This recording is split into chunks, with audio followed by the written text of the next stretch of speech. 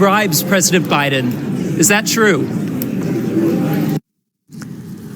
Yes, that was President Biden on Tuesday, laughing it off, the whistleblower allegations that a Bartiromo executive who paid him and his son, Hunter Biden, $10 million, $5 million each, that executive has 17 audio recordings of conversations with both members of the Biden family, Joe and Hunter. The FBI is still stonewalling Republicans, meanwhile, who are demanding access to the Biden bribery document. Watch this.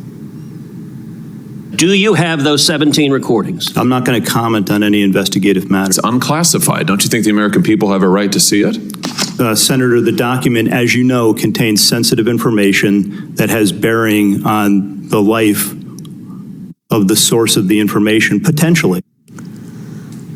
Oversight Committee Chairman James Comer has subpoenaed Biden family associate Devin Archer to appear for deposition tomorrow. He's also subpoenaing bank records related to the Hunter Biden relationship with a Russian oligarch. Joining me right now is the man himself to talk about this investigation, Kentucky Congressman, House Oversight Committee Chairman James Comer. Mr. Chairman, thanks very much for joining me this morning. Good morning. These are very serious allegations, obviously, so we want to get right to it. What do these 17 tapes tell us?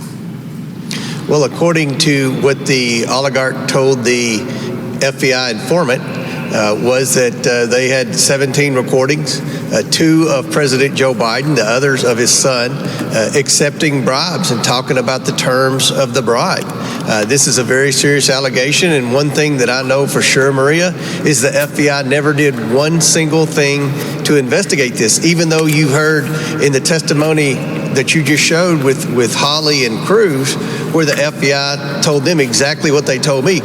We can't release these documents or tell you anything about potential tapes because it could endanger the life of this FBI informant, and this is one of our highest paid, most trusted, most respected, most effective FBI informants in the whole Bureau. So if that's the case, then why didn't the FBI ever investigate any of these bribery claims with Joe Biden? Well, I think this is a really important point because that's what I've been told from many people, that this, in fact, is this whistleblower, this informant, rather, is the best informant that this government has ever seen. Tell me about this informant and why this person is so important. Well, I'll tell you what I think I can tell you, and that is that this informant's been paid over $200,000 from the FBI. We believe this informant may also work for potentially the CIA, and this informant has been around since the Obama administration. They have used this informant's testimony in other cases that they have been involved in around the world. So this is a very valuable person to the FBI, which begs the question, why didn't the FBI investigate these allegations? Now remember, Charles Grassley's whole beef with the FBI is from the whistleblowers who have said that the FBI's never investigated anything pertaining to Joe Biden. That's what Charles Grassley's complaint is. My issue is I'm investigating the Bidens for bribery, for political corruption, and the FBI has information that's valuable to my investigation. So I think Grassley and I, we're working together, but we're also focused on 2 totally different things, and I think that gets confused in the media some. Well, I don't understand why the FBI is stonewalling your efforts to release this document. You've seen the document. Your committee has seen the document, although they say some of it was redacted. What do we need to understand about this document?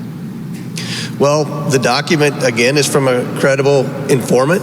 It says that Joe Biden was taking a bribe. Now, let's look at what this document also says.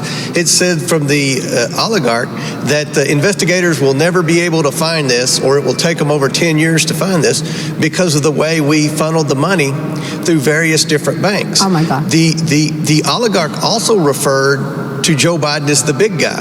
Now, Maria, this is years before anyone else knew about the term big guy, and this is years before my committee unveiled the fact that the Bidens had all these shell companies and were laundering money through 6 different American banks. So this information no one would have known about but the informant tells the FBI. And what my sources in the FBI tell me is that whether it's the FBI, the DOJ, or the IRS, anything pertaining to Joe Biden or his family, they were told to stand down. So the people in the FBI didn't even know about the shell companies the Bidens had or the money laundering the Bidens had until I had my press conference about 6 weeks ago with members of my committee, the House Oversight Committee, and told the American people and showed evidence of all these shell companies and all this money laundering.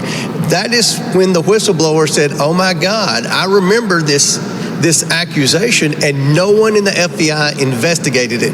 What we've presented to the American people on the House Oversight Committee adds legitimacy to this allegation from the oligarch. This is unbelievable. We also have these new records revealing that then Vice President Joe Biden threw a party featuring his son Hunter and the executives from Burisma just days after he traveled to Ukraine, and he threatened to withhold aid unless Kyiv fired their top prosecutor.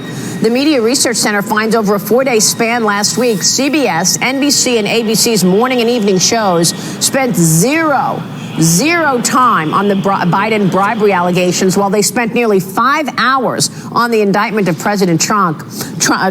Congressman, how does that complicate your communicating this story and telling the American people what's going on here? The fact that the mainstream media will not even cover arguably the most serious allegations ever leveled against a president. I will admit, Maria, it's very frustrating. They know there's something wrong here. They know all the allegations have merit because of where Joe Biden was, because of what we've seen on tape before where Joe Biden bragged about firing that prosecutor. They know that this family created these shell companies. They know this family was money laundering. They were profiting off Joe Biden's influence. The media knows that, but they're just not covering it. Then you have the liberal media like MSNBC with their low IQ audience that are sitting there and they're being told bad things about me and members of the Oversight Committee because we have the audacity to investigate. So we're having to go against a hostile media, a media that's turned a blind eye. But I think the more information we provide, and I'm being very transparent with American people, when we find new bank records, when we find another shell company, when we find more evidence of wrongdoing, we immediately offer it to the mainstream media. Okay. Eventually, they're going to cover this, Maria. I have no doubt because the evidence is overwhelming. Real quick, Congressman, before you go, if this is all true about a sitting president when he was vice president, influence peddling, accepting money from foreign nationals so that he could turn around and make changes in policy for America so he could pocket the money, if that's true, why isn't he impeached already? And if it's true that the FBI is doing nothing about it, why isn't Christopher Wray on his heels as well?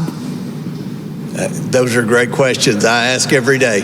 Look, Christopher Wray has no control over the FBI. One thing that I've learned from dealing with Grassley's whistleblowers is that this is an organization in disarray. No one has confidence in leadership at the top. You have bureaucrats, deep state bureaucrats, who are running the show. They're partisan. They want to get Donald Trump. They don't care what Joe Biden does because Joe Biden can be controlled. So we have issues with the FBI, but my investigation is about following the money. We're going to continue to follow the money. And Maria, I can assure you there's more money that we're going to be able to identify that was transferred between foreign nationals in other countries and the Biden family. This is going to be hard for Joe Biden to explain, and it's not going to go away. This is going to be an issue, and I think eventually the mainstream media will turn on Joe Biden and start asking the real questions. What did your family do to receive all this money? What number are you up to now? How much have you identified of the money he's taken in from foreign nationals?